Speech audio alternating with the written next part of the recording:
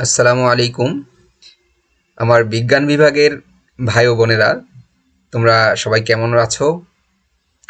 তোমাদের পরীক্ষা খুব কাছাকাছি চলে আসছে। জগন্নাথ বিশ্ববিদ্যালয় এবার যারা পরীক্ষা দিবে, যাদের ড্রিম জগন্নাথ বিশ্ববিদ্যালয় বা ঢাকার ভিতরে থাকবে, তাদের জন্য আহ, সর্বোচ্চ একটা সুযোগ এটা, যে সর্বপ্রথম লিখিত পরীক্ষা স্টার্ট করছে জগন্নাথ বিশ্ববিদ্যালয় 2018 সালে।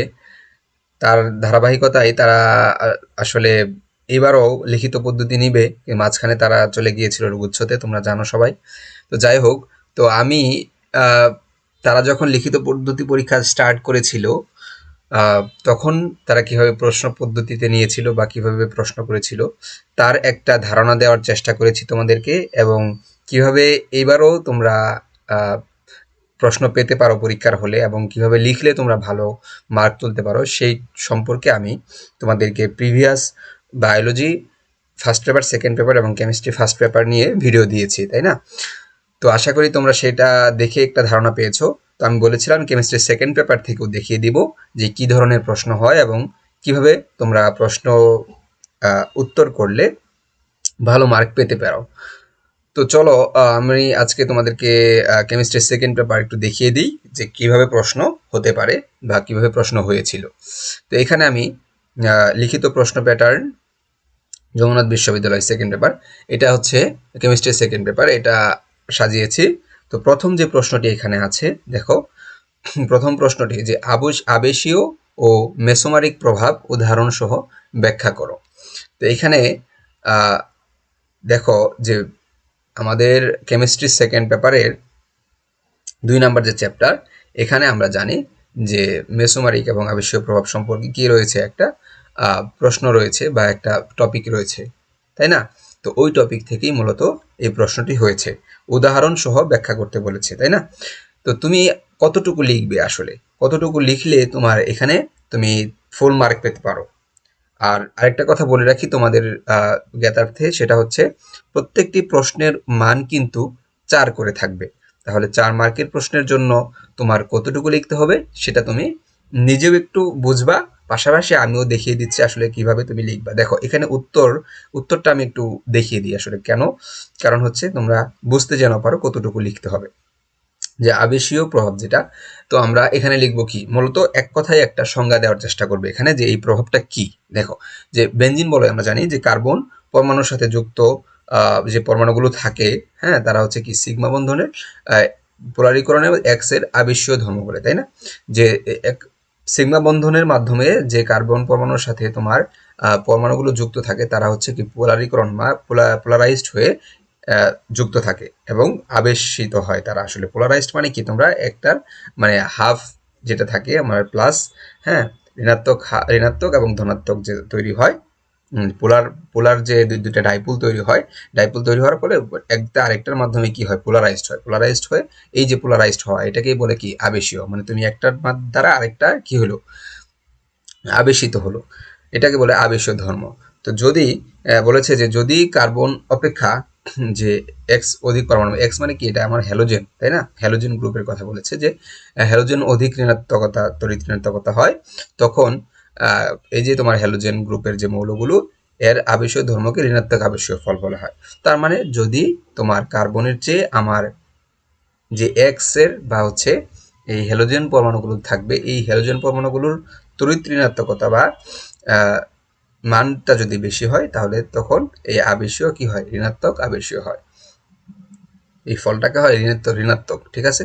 আবার অ্যালকাইল সমূহ যদি এরকম যে তোমার CH3 বা হচ্ছে কি C2H5, মানে এক কথায় তোমার অ্যালকেন থেকে একটা করে হাইড্রোজেন কমালে যে অ্যালকাইল ফর্মটা হয়, এই অ্যালকাইল সমূহ যদি থাকে, তখন বলছে যে অ্যালকাইল সমূহ থেকে ইলেকট্রনের ঘনত্ব সিগমা বন্ধনের কার্বন পরমাণুর দিকে সরে যায়, তাকে অ্যালকাইল মূলকের ধনাত্মক আবেশীয় বলা হয়। তার মানে তোমার কার্বন পরমাণুর দিকে সরে গেলে ইলেকট্রন ঘনত্ব, তখন সেটাকে বলবো আমরা ধনাত্মক। আর কার্বন পরমাণুর সাথে যে মৌলটা যুক্ত থাকবে সেদিকে যদি সরে যায়, তাহলে মানে এক কথায় অন্য মৌলের দিকে সরে যায়, কেন্দ্রীয় পরমাণু থেকে যদি অন্য মৌলের দিকে সরে যায়, তাহলে সেটাকে বলবো আমরা কি, ঋণাত্মক আবেশীয়। ওকে, এইটুক লিখলেই মোটামুটি আবেশীয় প্রভাব কি এর উদাহরণ সহ হয়ে গেল, ঠিক আছে? 2 নাম্বার দেখো এখানে বলেছে মেসোমারিক প্রভাব কি। তো মেসোমারিক প্রভাব তোমরা জানোই অলরেডি, যে মেসোমারিক প্রভাবটা মোটামুটি তোমরা এখানে বলবা যে এই প্রভাবটা কি, সংজ্ঞা হিসেবে ছোট্ট একটা সংজ্ঞা দিয়ে দিবে এখানে, যে কার্বন পরমাণু এবং অধিক তড়িৎ মৌল যেমন হচ্ছে অক্সিজেন পরমাণুর মধ্যে যে তোমার পাই বন্ধন থাকে, পাই বন্ধন পোলারিত হয়ে পড়ে অধিক তড়িৎ পরমাণুর দিকে পাই বন্ধনের ইলেকট্রন স্থানান্তরকে মেসোমারিক প্রভাব বলে। ঠিক আছে, এই তো মোটামুটি উদাহরণ জন্য তুমি হচ্ছে দিয়ে দিবে এইভাবে, যে ঋণাত্মক পরমাণু বা মূলকের দিকে যদি ওই যে যেটা আগে বলে আসলাম, যে যদি তোমার অন্য পরমাণুর দিকে সরে যায় তাহলে সেটাকে বলবো আমরা কি ঋণাত্মক, আর যদি কেন্দ্রীয় পরমাণুর দিকে সরে আসে তাহলে সেটাকে বলবো আমরা ধনাত্মক। এই তো এইভাবেই তোমরা ছোট ছোট করে লিখলেই মোটামুটি ফুল মার্ক পাবে ইনশাল্লাহ। তবে ইনফরমেশনটা অবশ্যই কারেক্টলি দিতে হবে।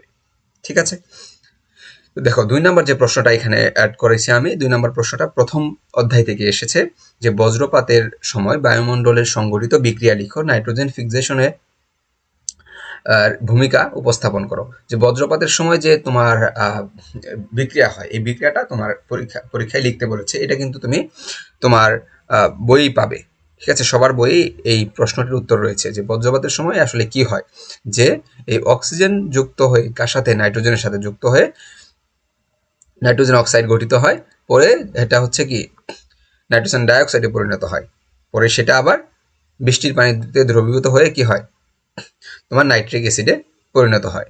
পরে এই নাইট্রিক অ্যাসিড বৃষ্টির পানির সাথে মাটিতে পড়লে সেখানে ওই মাটির উপাদান যে থাকে ক্যালসিয়াম অক্সাইড বা ক্যালসিয়াম কার্বনেট, এগুলোর সাথে বিক্রিয়া করে হয় কি এটি হলো কি প্রাকৃতিক প্রক্রিয়ায় নাইট্রোজেন ফিক্সেশন, মানে নাইট্রোজেনটা কি হয়ে গেল, ফিক্সড হয়ে গেল, নাইট্রোজেনটা যুক্ত হয়ে গেল। তো এইভাবে তোমার জেনারেল একটা কথাবার্তা লিখে তারপরে তুমি আলাদা আলাদাভাবে বিক্রিয়াগুলো দিতে পারো। যেমন বজ্রপাতে আসলে কি হয়, সর্বপ্রথম এই বিক্রিয়াটা দিলে নাইট্রোজেনের সাথে অক্সিজেন যুক্ত হয়, এরপরে জারণ হয়, তারপরে পানিতে তোমার হচ্ছে কি এই পানির সাথে মিশে এখানে নাইট্রিক অক্সাইড তৈরি হয়, এরপরে হচ্ছে মাটিতে প্রশমন যে বিক্রিয়াটা হয়, এটা এইভাবে দিয়ে দিলে তুমি ফুল মার্ক পেয়ে যাবে ইনশাআল্লাহ। ওকে, তো 3 নাম্বার যে প্রশ্নটি হয়েছে, দেখো নেনুকণা কি, শিল্পক্ষেত্রে এর 4টি ব্যবহার। এটা কিন্তু এখনো গুরুত্বপূর্ণ, এই প্রশ্নটা এখনো গুরুত্বপূর্ণ। দেখো আমি তোমাদেরকে এই প্রশ্নগুলো কেন বলছি, যে এই প্রশ্নগুলো থেকেও তোমরা রিপিট প্রশ্ন পেতে পারো, কারণ যেহেতু মাঝখানে একটা লং গ্যাপ ছিল, তো এই গ্যাপের মধ্যে তারা আসলে এই প্রশ্নগুলো আবার রিপিট করতেই পারে, কারণ এখন যারা প্রশ্ন প্রণয়ন করবে আর তখন যারা করেছে তারা কিন্তু ভিন্ন লোক হবে।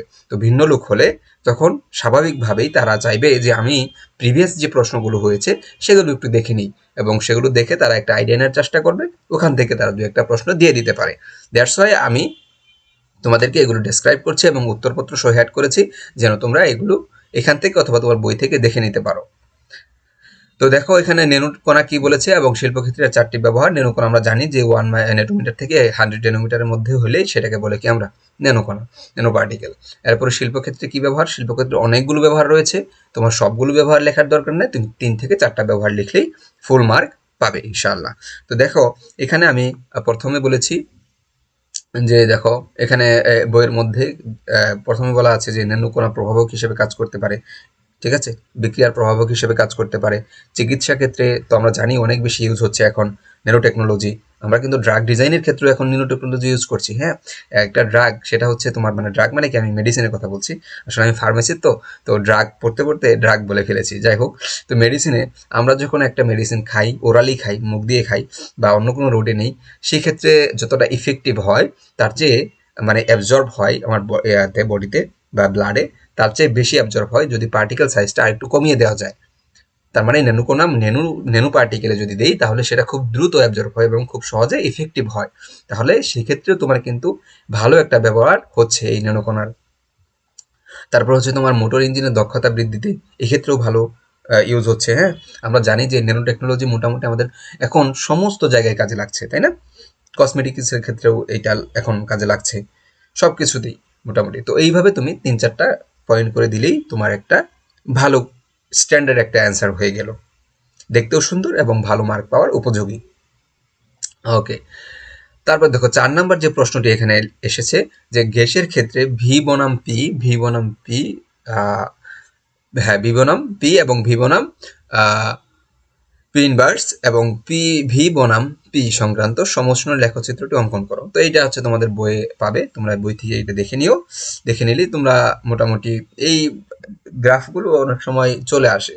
হ্যাঁ, গ্রাফগুলো আমার মনে হয় এবার খুব একটা আসবে না, কারণ এবার অনেকগুলো প্রশ্ন দিতে হবে, তো টোটাল 4টা প্রশ্ন দিতে হবে। তো 4টার জন্য তোমার মনে হয় যে নর্মাল যেগুলো গুরুত্বপূর্ণ আছে ওগুলো থেকে চলে আসবে। তো 5 নাম্বার দেখো, 5 নাম্বার হচ্ছে যৌগগুলোর গাঠনিক সংকেত লিখতে বলছে।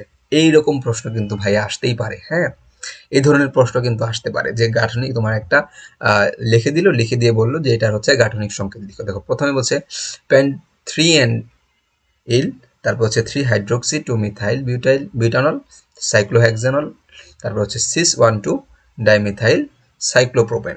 এই যে তোমার 4টা যৌগ দিয়েছে, 4টা যৌগ লিখে দিয়েছে নাম, এই 4টা যৌগের গাঠনিক সংকেত লিখতে বলছে। ঠিক আছে, তো এই ধরনের প্রশ্ন মোটামুটি আসতেই পারে। 6 নাম্বার একটা প্রশ্ন, সেটা হচ্ছে 5% সোডিয়াম হাইড্রোক্সাইড দ্রবণের ঘনমাত্রা মোলারিটিতে কত। এটা তোমরা ইজিলি বের করতে পারবে, এটা তোমরা মোটামুটি জানো, আমি জানি, তাই আমি আর এটা নিয়ে বেশি কথা বলছি না, ডেসক্রাইব করছি না। তো দেখো এই ছিল মোটামুটি তোমার এই জগন্নাথ বিশ্ববিদ্যালয় কেমিস্ট্রি সেকেন্ড পেপারের যে প্রিভিয়াস প্রশ্নগুলো, এই প্রশ্নগুলো। ঠিক আছে, তো এইখান থেকে তোমরা আশা করি একটা ধারণা পেয়েছো কেমন প্রশ্ন হতে পারে এবং কোন কোন টপিক তোমাদের জন্য গুরুত্বপূর্ণ। এছাড়াও তোমরা যদি চাও আমি গুরুত্বপূর্ণ টপিকগুলো তোমাদেরকে বলে দিতে পারি, গুরুত্বপূর্ণ অধ্যায়গুলো বলে দিতে পারি। হ্যাঁ, তো আমার একাডেমিয়া নামেরই একটা পেজ রয়েছে, সেই পেজের লিঙ্ক আমি ডেসক্রিপশন বক্সে দিয়ে দিব। ঠিক আছে, তো পেজে তোমরা অ্যাড হয়ে যাবে। সেই পেজে শুধুমাত্র জগন্নাথ বিশ্ববিদ্যালয় না, সব বিশ্ববিদ্যালয় সম্পর্কে যে কোনো ধরনের হেল্প এবং যে কোনো ধরনের ইনফরমেশন সেখানে পাবে। তো তোমরা ভালো থাকো এবং তোমাদের সবার জন্য শুভকামনা, দোয়া করি ভালো করো এবং অবশ্যই তোমরা সবাই চান্স পাও, এই দোয়াটুকু রাখছি আমি তোমাদের জন্য। তোমরাও আমার জন্য দোয়া করো এবং যারা চ্যানেলটি সাবস্ক্রাইব করোনি তারা কাইন্ডলি সাবস্ক্রাইব করে ফেলো। ঠিক আছে, তো ভালো থাকো, আল্লাহ হাফেজ।